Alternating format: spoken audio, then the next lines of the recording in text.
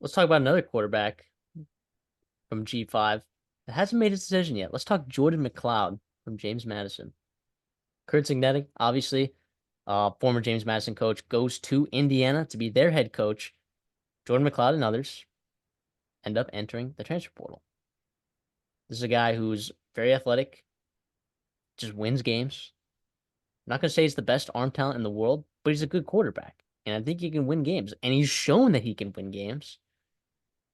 And there are still, I think, a lot of quarterback needy teams out there. So do you have a couple? There's not a whole lot of talk about where his potential landing spots are. I know he's offered by Indiana in high school. He was recruited by Oregon. He's former quarterback of Arizona, where he was recruited. He committed there. Transferred to James Madison. This would be a grad transfer for him. He will not be starting at Arizona next year because that will be Mr. Noah Fafita, the absolute legend himself. But Jordan McCloud's pretty solid. Do you have any ideas of where he might be headed or some thoughts about where he'll go? I guess some places I would like to see him. This is not insider information, but because I do think he's a pretty darn good quarterback. I loved the jump he made from what he was at from Arizona to JMU, and then even when he was the quarterback back at USF, right? So long ago before 2019. Um, I I would love to see him at Auburn, maybe UCF. Take a strike at him. South Carolina, staying on the East Coast. Tulane, we talked about before the show. Tulane's a very interesting quarterback team, and so is UTSA with Frank Harris being out of eligibility. Um, I think Auburn, him and Hugh Freeze would be awesome together. USF, same thing with, UCF, same thing with Gus Malzahn. Yeah, I just think you mentioned whoever gets this guy is gonna get a pretty good, very good college quarterback. Can run the ball a little bit, smaller in stature for sure, but that doesn't matter. Especially in some of these systems that almost benefits him because of the quick release and decision makings and sometimes what he can do with his legs as well. Yeah, I'll say South Carolina, they just, I believe, got a commit from AJ Swan for Vanderbilt. So I don't know Or if South LSU did, right? Oh yeah, wait. Maybe I am wrong. Was that LSU? Yeah, LSU did. Holy LSU got AJ smokes. Swan, which is very interesting fit, by the Very, way, yeah. there. I guess But we'll say that one for another whatever. day. But and that's what I remember. I had this conversation on air. We were talking about Ken Seals versus AJ Swan, and that there were actual Vanderbilt Yeah. fans. There were actual Vanderbilt fans that were telling me that Ken Seals is better than AJ Yeah. Swan, and now That's he's going to go crazy. play quarterback at LSU. So those Vanderbilt fans probably feel pretty stupid right now. But I wrote down, well, Vanderbilt I wrote down as a possible spot for him. Duke I wrote down as a Yeah. possible spot as well. Troy, Gunnar Watson running out of eligibility, and then some of the same ones that you had. But I threw Maryland on there, but I know Maryland just got MJ Morris in the transfer portal, and Jordan McCloud's got 1 year left, right? So he's got to make this one count. Yep.